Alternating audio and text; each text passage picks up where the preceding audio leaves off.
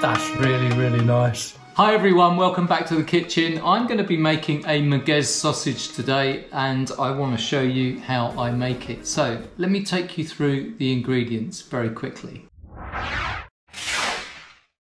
Right, so I'm going to be making a Merguez sausage and I have 450 grams of diced lamb. I think you mean minced lamb. And this is 20% fat roughly, and it's through a 3mm plate. I have half a kilo of beef, same 20% fat, and I'll take you through the ingredients. So this is the crushed cumin seeds, the crushed coriander seeds, and the crushed fennel seeds, and that's a teaspoon of each. Just to give you a heads up on all the seeds, they were dry fried in a pan for a few minutes just to release all those lovely oils before being ground to a fine powder in the pestle and mortar. We have a tablespoon of paprika, a teaspoon of this incredibly hot harissa, 4 garlic cloves, 4 garlic cloves, nicely chopped up and minced there, 15 grams of salt, and last of all we have this cayenne pepper, that's half a teaspoon. This particular cayenne pepper is incredibly hot, so is this harissa to be fair, but I just wanted to keep this down to a minimum. Let me show you the casings we're going to be using. These are sheep's casings, 19 to 21mm. And we'll be using those. These are natural casings. I've just been soaking these in some water. They come packed in salt usually, so you just rinse them off, run some water through the casing, and then they're ready to go. So these have been soaking for about an hour. You don't need to soak them for an hour. Last ingredients which we're going to put in with the mix is about 40 mils of cold water, ice cold water. But I'm not so fussed about the ice cold bit, and the reason for that is that these are frozen. Before I can start, I have to let these thaw a little bit. Okay, let's get this sausage together. I have here my bowl. First thing I'm going to do is pop the meat in there. This is really cold. That's the beef. Here's the lamb. And this has been minced through a 3mm plate. And what I'm going to do now is I'm just going to pop in all this ingredients here. The garlic. And before I do a proper mix of this, I'm just going to sort of try and spread it around as best I can. Just gently lift this ingredients and bring it all together. Some of these are still frozen. You want to really be doing this when the meat is as cold as possible. And then what we'll do is as it begins to thaw, I'll just put a little bit of this water in there. Pop it all in actually.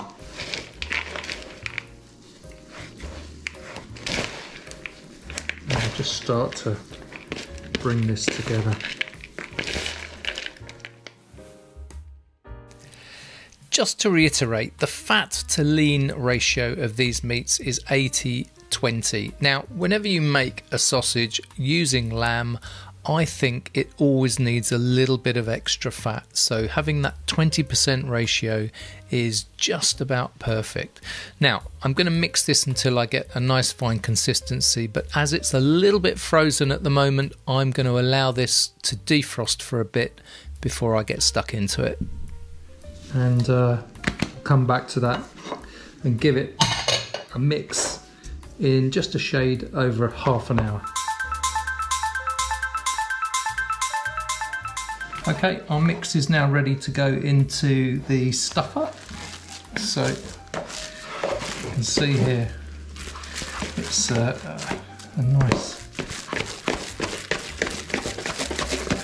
ball of a mix. No air in that, which is really good. Okay, full disclosure here, I did actually give the meat a little bit more of a mix off camera just to check that it was thawed, and that's why it looks slightly different. Let's get our sausage stuff up. We'll push it down in there. We want to get that nice and flat, just like that. Nice and flat. We can pop this into the sausage stuffer. My old faithful 3 litre sausage stuffer. As soon as that's in there, I'll get the nozzle on. I'm using the smallest nozzle here.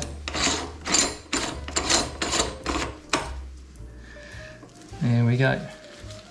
Look, don't worry if you don't have a fancy 3 litre sausage stuffer. You can use a device as simple as a funnel. All you need to do is cut your sausage skins to a length which will allow you to put about 1 inch to 2 inches on there. Place your meat in there, and then with a gloved finger you can press the meat down through the nozzle and into the sausage skins. It does take a little longer, but if you don't want to go and spend a couple of £100 on a fancy sausage stuffer like mine, this is a really cheap solution. There are other solutions out there on the market. You can buy the sausage stuffers which are like a syringe.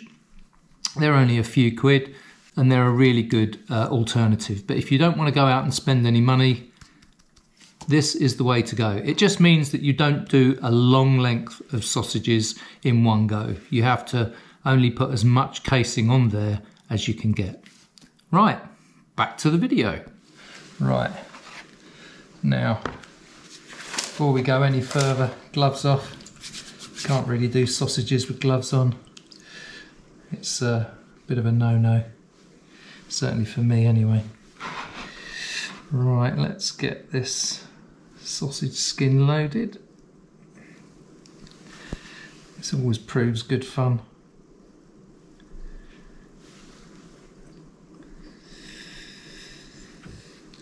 Oh, these lamb's casings really are tight.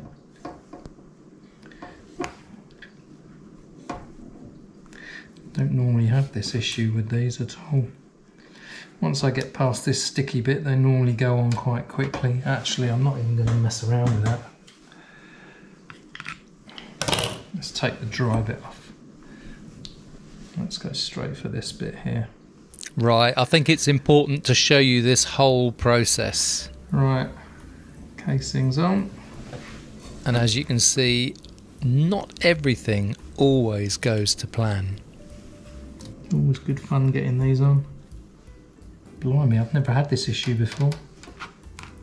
There we go. Well, like anything, whenever you deal with a natural product, you're going to get issues. I did check the diameter of my mandrel and it was just a shade over 15 millimeters. Now, as we're dealing with a natural product, it's not surprising sometimes that you're going to get some issues. I personally haven't experienced this issue with the casings that I've used before, but these were new casings and it eventually did go on the mandrel quite easily once I got past that sticky bit. Let us stuff. We should see the mixture coming through in a minute. There we go. Now, these casings really do feel tight here, so I'm going to bring them right up to the edge. If I didn't do this, there would be a real chance of the skin splitting. I'm going to give them just a little bit of tension, but not a lot.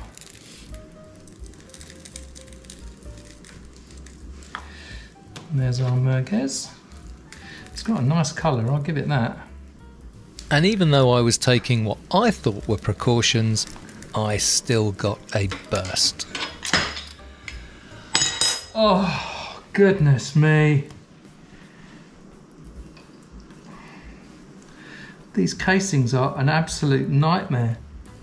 A severe case of workman blaming his tools, perhaps? That is a burst. Can you believe it? They are just not playing around.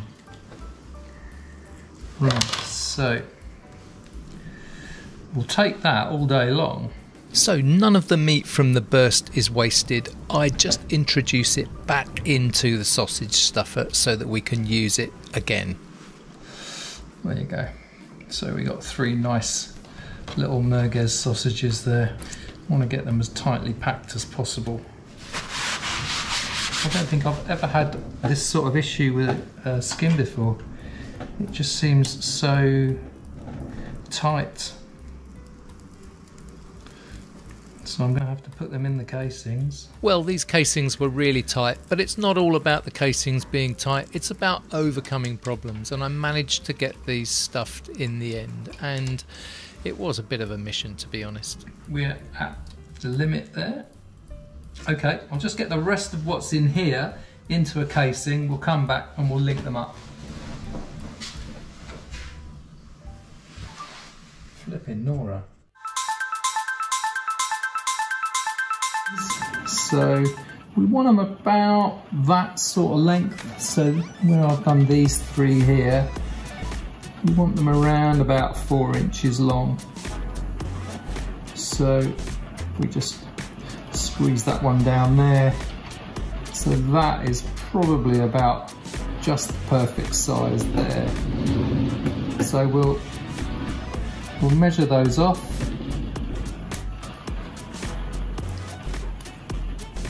Like so.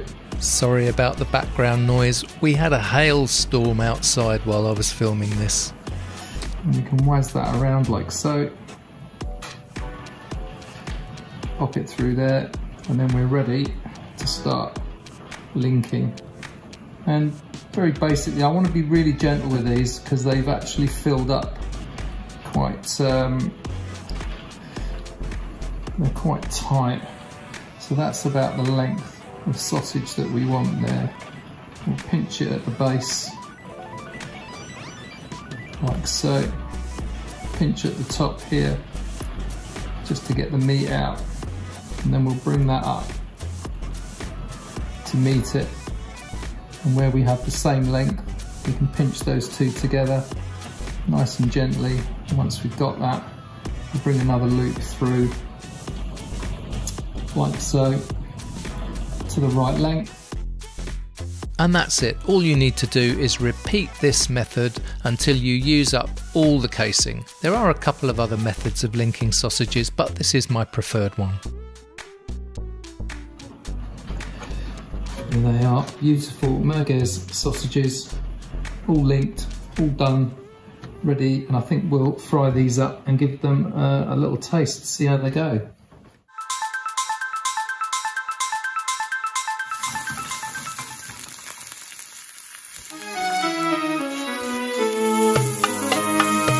Fair, I think personally the best way to cook a Merguez sausage is over a barbecue where you've got flame and smoke coming back up.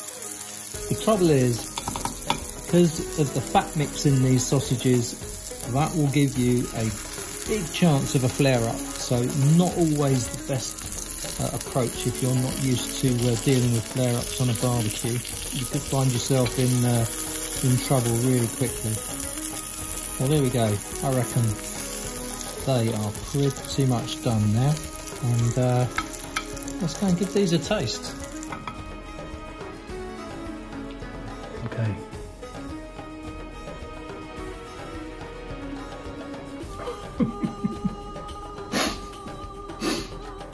That's really, really nice. Not too hot, just got the right balance of spice to it. Mmm. Oh wow, that is a real success. Love it. Merguez sausages. Oh, I'll tell you what, there was a little bit of heat there at the end. But you get that cumin and coriander and fennel coming through. And that harissa and the cayenne pepper is really giving it a good punch. The paprika gives it that lovely colour. These are very Moorish. Anyway, cut there, because I'm going to finish this. Well, there you go, Merguez sausage. How amazing was that? If you liked the video, give us a big thumbs up. Let us know what you think in the comments. Consider subscribing to the channel if you want to see more content like this. And in the meantime, folks, take care of yourselves and I'll see you on the next video. Bye.